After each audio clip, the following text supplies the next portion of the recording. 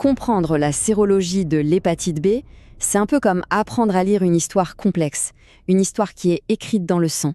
Chaque marqueur que l'on va voir, c'est un mot. Et tous ces mots, mis ensemble, ils racontent une véritable saga, celle d'une invasion, d'une bataille et finalement d'une mémoire immunitaire. Alors, pour déchiffrer ce code, il faut d'abord qu'on fasse connaissance avec les personnages principaux de cette histoire. Commençons donc par le commencement, par la source du problème, le virus lui-même.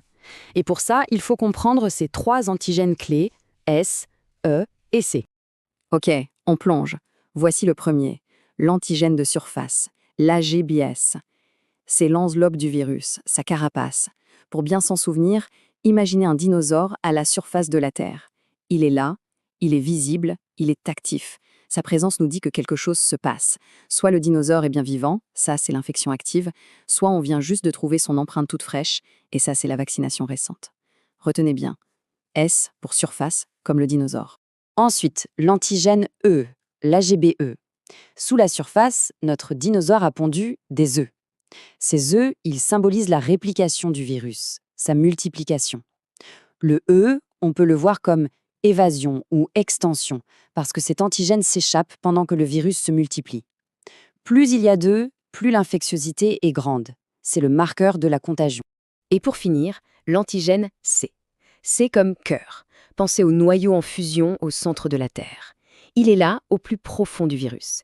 Et le point absolument crucial, c'est celui-ci, il est invisible. Il ne circule jamais dans le sang.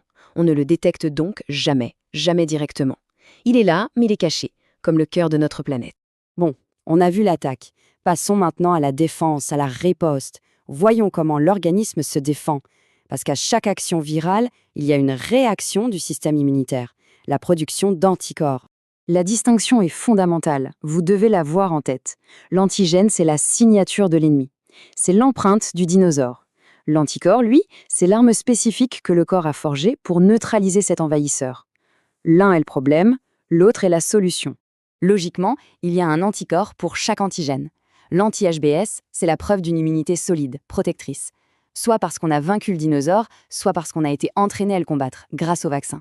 Et l'anti-HBE, lui, il nous dit qu'on a réussi à détruire les œufs. La réplication virale est sous contrôle. Le corps est clairement en train de gagner la bataille. Attention, là, on touche à la distinction la plus importante. Même si on ne voit jamais l'antigène du cœur, on voit la réponse qu'il provoque.